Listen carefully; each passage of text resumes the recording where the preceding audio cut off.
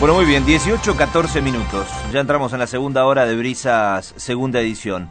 Y vamos a sumar a Leonardo Corbax. Él es autor de la Ley de Salud Mental. A ver, algunos datos como para ponerlo en contexto. Es licenciado en Psicología, miembro del Servicio de Salud Mental del Hospital Regional de Ushuaia entre el 91 y 2005, diputado de la Nación entre 2005 y 2019, ahí es donde se trabajó sobre la Ley de Salud Mental, en la Ley también de Enfermedades Poco Frecuentes, coautor de la Ley de Medicina Prepaga, fue secretario ejecutivo del CONISMA entre 2003 y 2015, y a partir de ahí fue ministro de jefe de gabinete del Gobierno de Tierra del Fuego, entre otras funciones. Y la idea es un poco charlar justamente de la Ley de Salud Mental. ¿Qué tiene a favor, qué tiene en contra? ¿Qué pasa con estos cuestionamientos que se hacen de distintos sectores? Bueno, es un placer saludarte. Gastón Trixu, ¿cómo estás, Leonardo? ¿Qué tal, Gastón? Buenas tardes a la audiencia, muy bien. Bien, bueno. Conversar contigo. Bien, bueno, un placer, Leonardo, aquí estamos. Me imagino que te habrán contactado, te habrán pedido opinión, habrás leído muchas cosas en este año último particularmente, muchas veces las cuestiones relacionadas a la salud mental trascienden las fronteras de las casas, de los barrios, de todos nosotros, cuando se mediatizan, cuando empiezan a laburar los medios de comunicación, cuando se dan en contexto de personas mediáticas, de famosos, y a partir de ahí empiezan a surgir las preguntas. Bueno, primero preguntarte cómo valorás vos hoy esta cuestión que se aplica en el territorio de esta Ley de Salud Mental, que cuando uno por lo general empieza a abordar el tema y empieza a tocar algunas partes relacionadas al ámbito, te tiran cuestiones como por ejemplo, está muy bien pero hace falta ayornarla, o se da una cuestión donde en la mayor parte del país las internaciones por salud mental se realizan en hospitales no psiquiátricos o mal llamados manicomios, y esto lleva a una serie de recursos que no están disponibles. Bueno, ¿cómo analizás todo esto que está pasando? Bueno, como un proceso, digamos, que no, de ninguna manera puede ser un proceso corto, porque lo que se intenta modificar es un sistema que funciona así de hace siglos, digamos, y no solo en Argentina, sino en el mundo, que es el sistema del encierro, el sistema de sobremedicación, el sistema de la anulación de derechos como forma de tratar la problemática de la salud mental. Esta ha sido históricamente la forma, y a pesar de que avanzó la ciencia, porque avanzó la psicofarmacología, avanzaron las técnicas terapéuticas, las distintas formas de abordaje, y avanzó el mundo en materia de derechos humanos, bueno, el sistema de salud mental quedó absolutamente atrasado respecto de esos dos avances, tanto científico como de estándares de derechos humanos. Uh-huh. Así que de lo que se trata es de modificar eso, de actualizar. Efectivamente se trata de ayornar, si hay algo que no está ayornado, no es precisamente la Ley de Salud Mental, sino las instituciones y el sistema. Uh-huh. Es un sistema de hace 2 siglos. Uh-huh. Entonces, de lo que se trata es de modificarlo, y eso lleva un tiempo, por supuesto, porque hay resistencias, porque hay dificultades, porque hay limitantes también en cuanto a la formación de los propios profesionales que tenemos que revisar.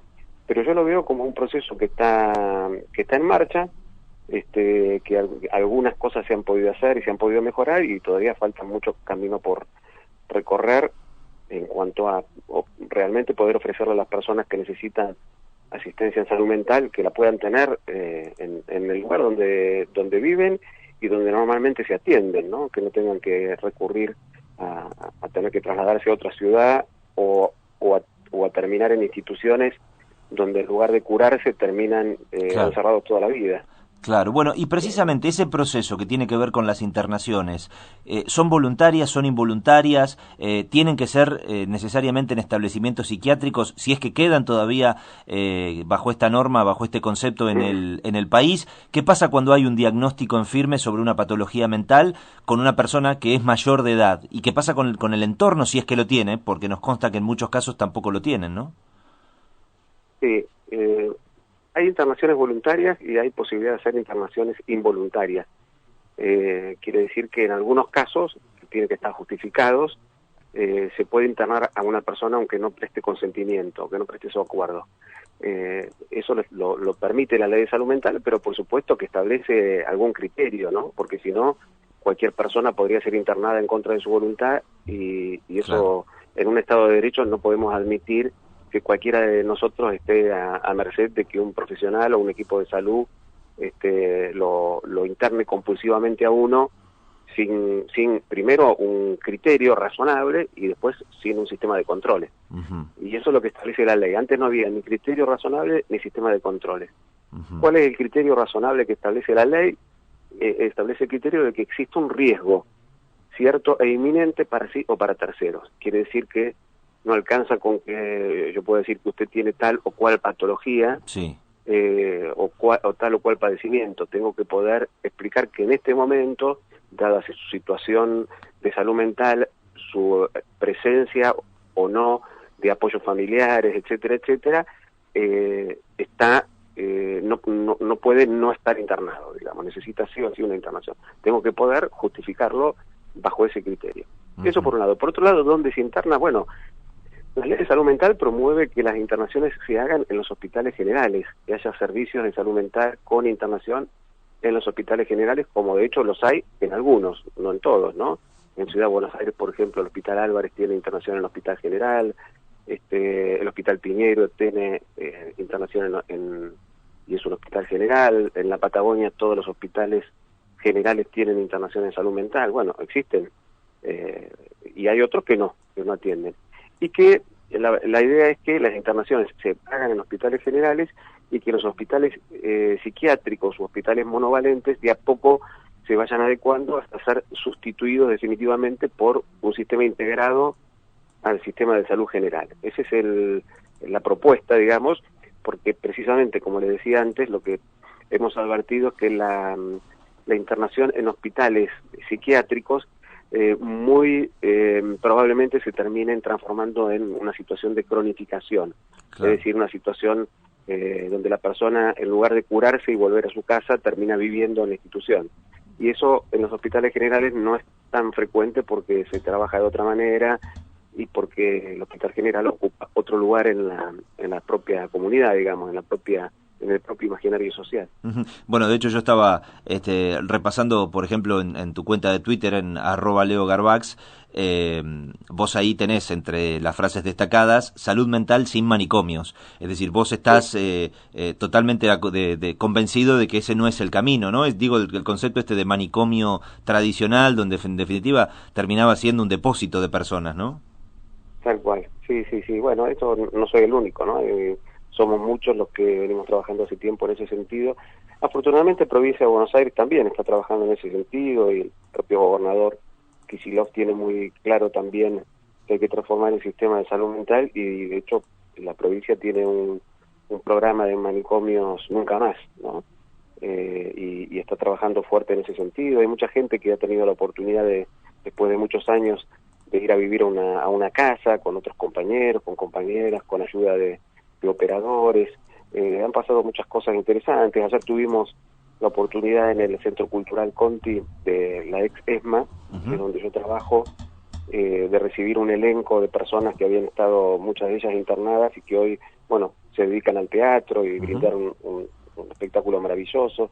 Es decir, cuando uno le presta atención, ¿no?, a esta situación, cuando uno está convencido de que no hay personas de descarte y que tener un problema de salud mental no significa que uno tenga que vivir encerrado, bueno, aparecen muchas posibilidades y muchas historias emocionantes, ¿no?, de gente que realmente puede recuperar su dignidad, su vida en libertad, porque bueno, vivir encerrado no es salud, ¿no? En ningún caso se puede hablar de salud cuando una persona está de por vida encerrada, ¿no? Y lo que no tenemos que confundir es que una cosa, porque yo creo que se da esta confusión sobre la ley de salud mental, ¿no? Como que la ley de salud mental no permite que una persona que está mal sea internada en contra de su voluntad y entonces que la gente tiene miedo o piensa que eso puede generar riesgo. No. La ley permite esa situación en momentos puntuales. Lo que la ley no permite es que esa sea la respuesta permanente, ¿no? Porque una cosa es entrar a un tratamiento, a una internación de manera forzada en una situación extrema, y otra cosa es transformar eso en un encierro permanente y de por vida, que es lo que normalmente vemos. Leonardo, ¿qué pasó con el Borda, dicho sea de paso? No, con el Borda no pasa nada, porque el Borda está en Ciudad de Buenos Aires, depende del gobierno de la Ciudad de Buenos Aires, que siempre ha estado en contra de la Ley Nacional de Salud Mental, y la verdad que no hay un proceso en Ciudad de Buenos Aires de transformación. De hecho, en plena pandemia, ahí murió una persona Claro. internada atacada por una jauría de perros. Lo que tiene el Borda es que en función de la ley de salud mental, que crea un organismo de control, que es el órgano de revisión nacional, que tiene una competencia directa de monitoreo en el ámbito de Ciudad de Buenos Aires, entonces, bueno, está más mirado, ¿no?